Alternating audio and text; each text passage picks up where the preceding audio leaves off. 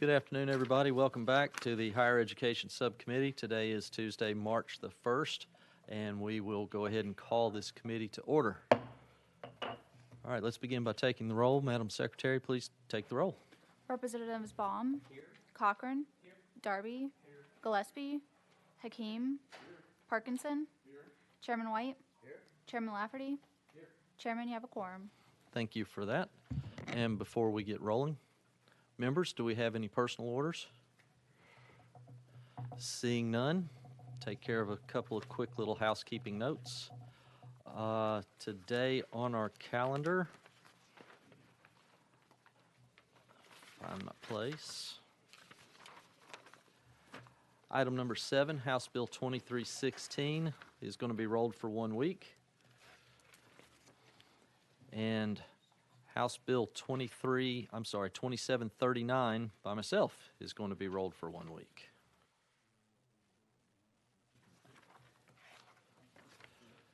Having taken care of that, we do still have a calendar in front of us. Item number 1, House Bill 2710 by Chairman Reagan. You're recognized when you're ready, sir. Thank you, Mr. Chairman. Appreciate that. And for everybody except Representative Parkinson, happy Mardi Gras. I already wished that to him. Oh, I'm sorry, Chairman. Can I get a motion? In a second. Thank you. I appreciate that.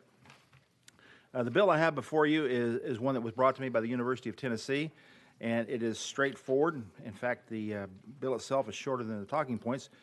What it does is define military affiliated to mean active duty military personnel, reservists, members of the National Guard, and Reserve Officer Training Corps program cadets.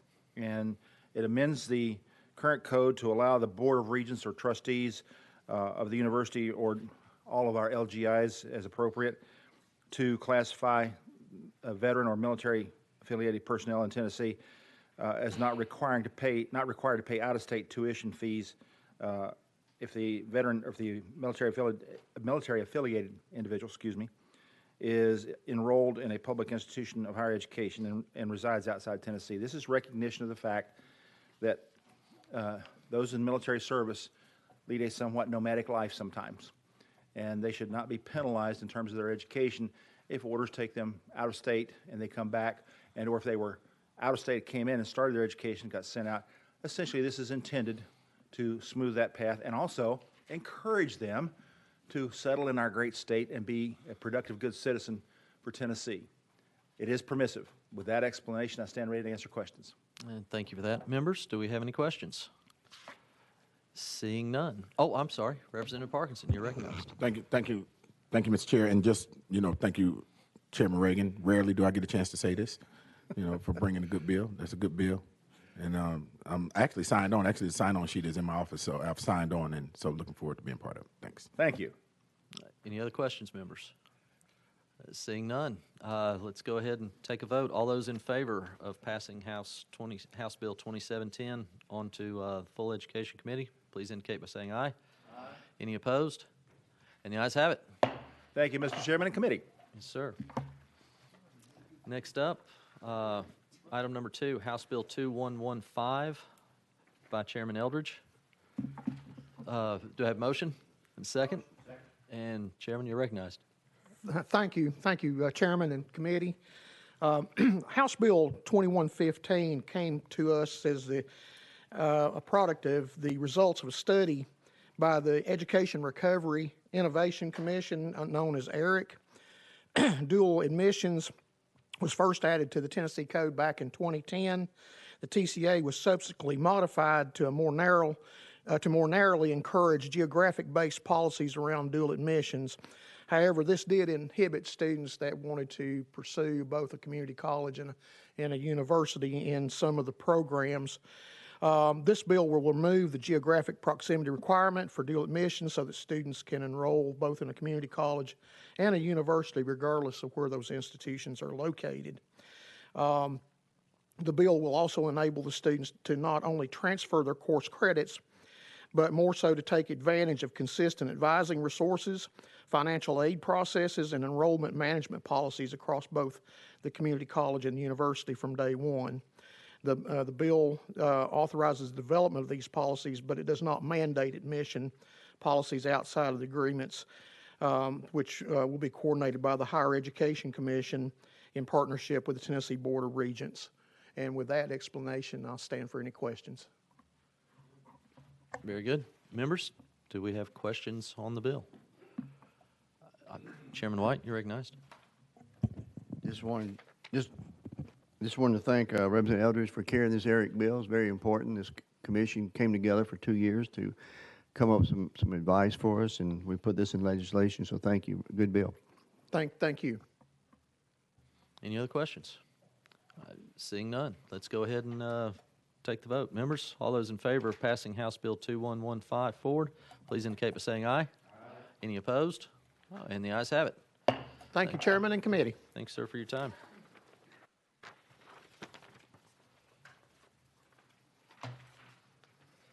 That brings us up to item number 3, House Bill 1669. I got a motion already. Do I have a second? And we have a second. Representative Jernigan, you're recognized, sir. Thank you, Chairman. Members, House Bill 1669 would require the Tennessee Higher Education Commission to submit a report to the Governor and Speakers of the Senate and the House of Representatives by December 31st, 2023 on issues of food insecurity among students at public institutions and higher education in the state, and identifies and describes the efforts of the institutions to address food security among the students. Mr. Chairman, I've got guests here from the Student Basic Needs Coalition that would like to say a few words and testify, if that's okay. I think that would be acceptable to the committee. Nobody's objecting. We'll go out of session. Thank you. Please come forward.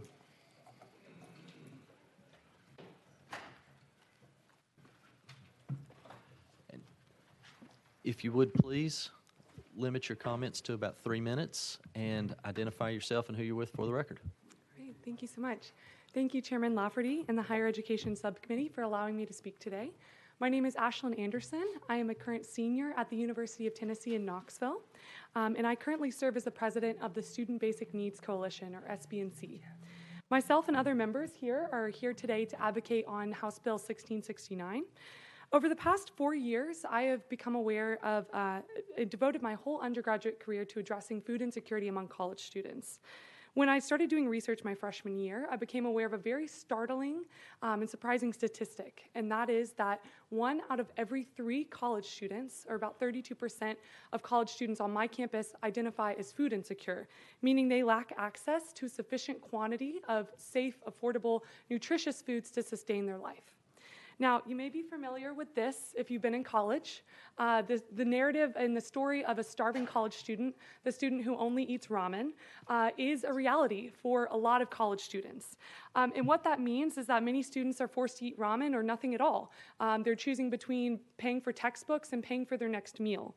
And every day, students are having to face this financial burden of paying for higher education on top of securing their basic needs.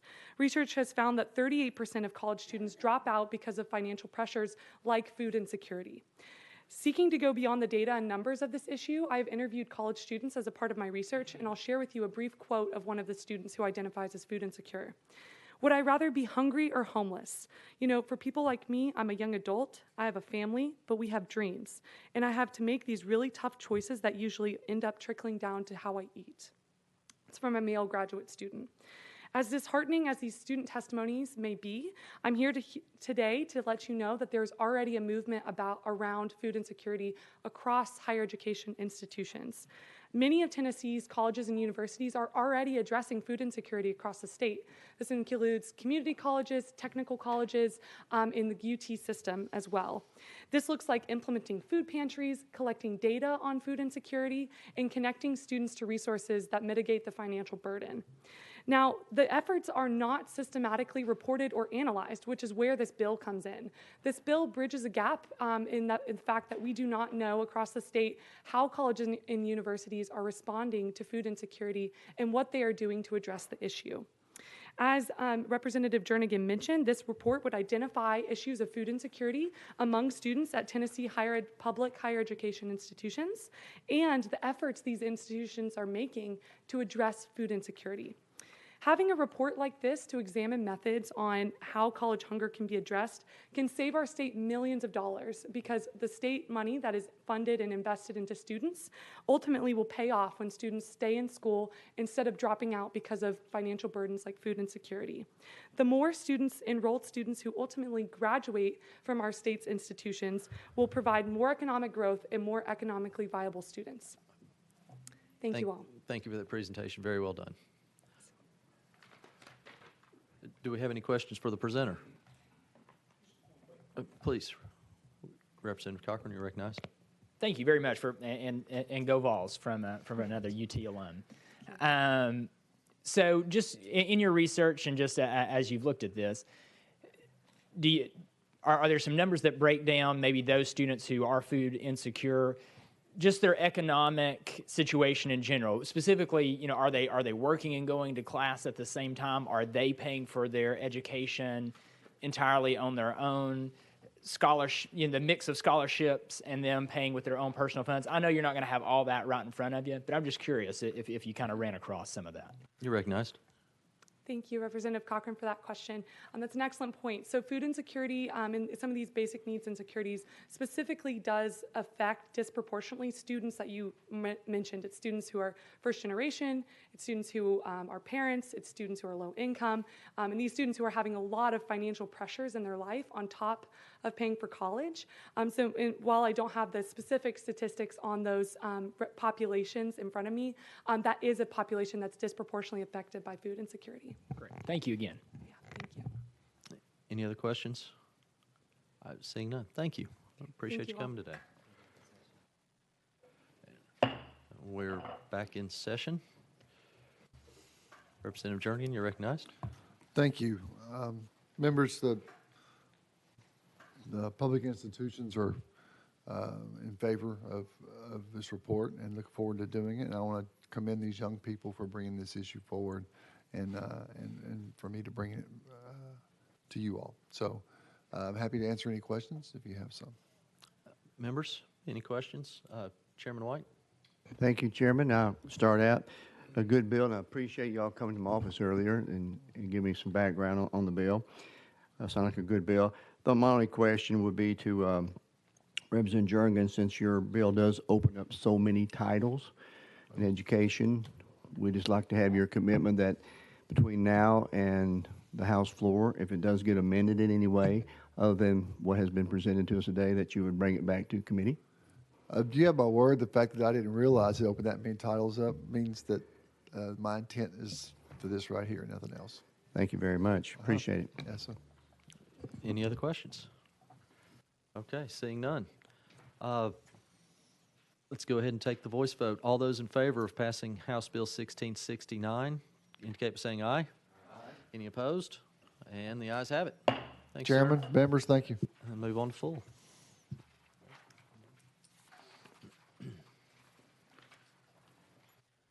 Next up on our list today, we've got, excuse me, House Bill 2293 by Representative Love. And we have a motion and a second. You are recognized, sir. Thank you, Mr. Chairman and members.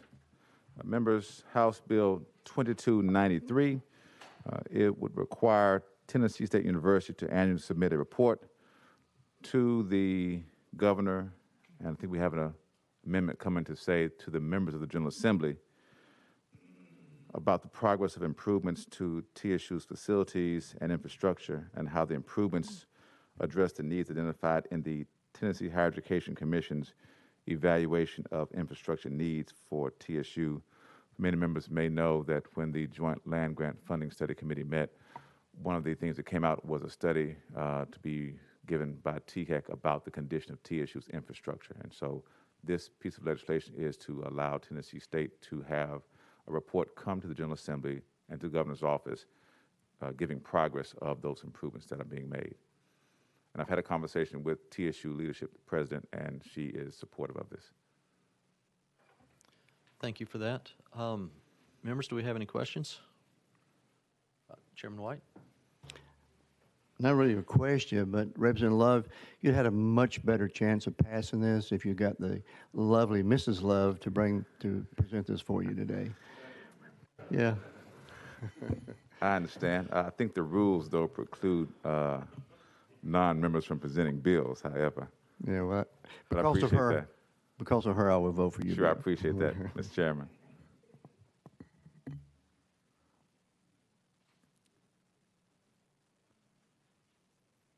Okay. It sounds like we may be able to take care of that amendment verbally here Okay. today. Need a motion and a second on the amendment. Okay, so we've opened that up. Give me just one moment.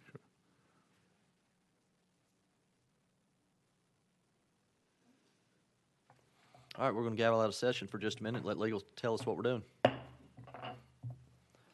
You're recognized. Katie Robertson, Office of Legal Services. The amendment would be delete the members of the Joint Land Grant Institution Funding Ad Hoc Committee and substituting the members of the General Assembly. With that explanation, members, are there any questions? Seeing none, you're comfortable with this? Yes, sir. Thank you, Mr. Chair. Yeah, it made sense, and I apologize when I had it drafted up. I did not think about that, and I thank legal for bringing information that members of that committee may or may not be serving in the future. And so we want to have as many members of the General Assembly know about this information, because this information would come every year, and it may take a few years to get this report to the place where all the buildings have been repaired and or built new. Okay, thank you.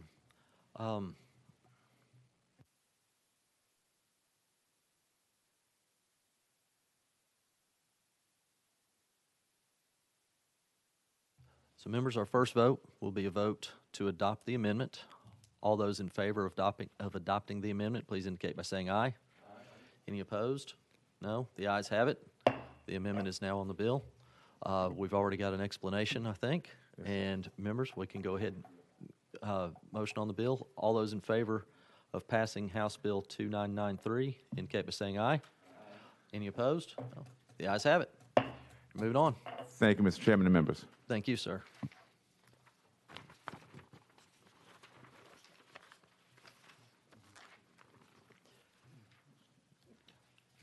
Next up on our calendar, we have item number 5, House Bill 2814 by Representative Hardaway.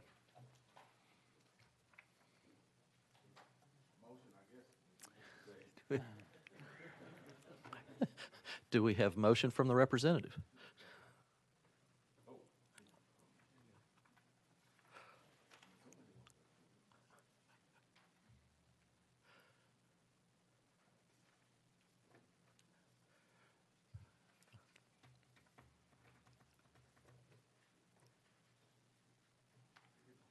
Oh, at your leisure, sir.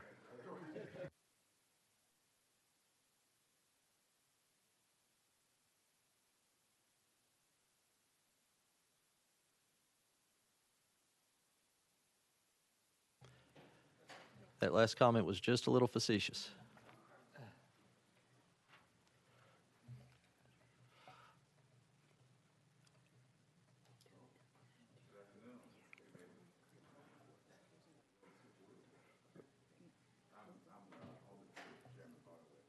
Sorry, Mr. Chair, I'm on the bill with Chairman Hardaway. This is 2814. The legislation requires the commission to notify Minority Teaching Fellowship Award recipients of teaching opportunities and programs that offer assistance for minority teachers.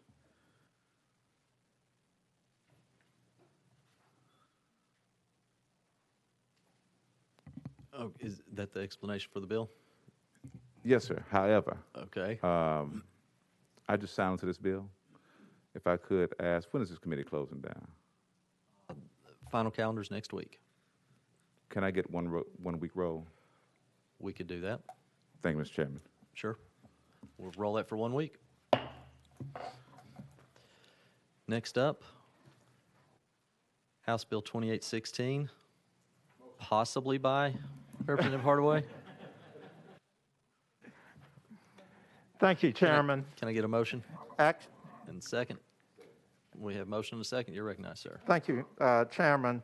We talk a lot about the need for additional law enforcement officers on the streets. We talk about where they should come from. We just had a rather contentious debate on residency.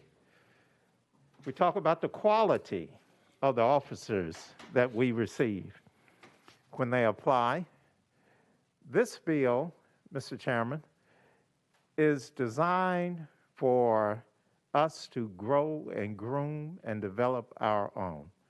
This bill would give those who choose a law enforcement career the benefits of a forgivable loan. However, having spoken with TSAC and a couple of other concerned parties, I'm not ready to move forward today in terms of the funding and the fiscal note. So I would ask for a 1-week roll, sir. No objection here. Anyone else? All right, we'll go ahead and take care of that for you. We'll roll that bill for 1 week. All right, thank you very much, Mr. Chairman, committee members.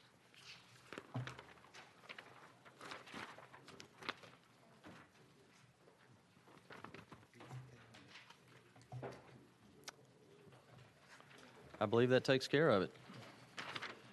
Folks, motion to adjourn? Second. Got it.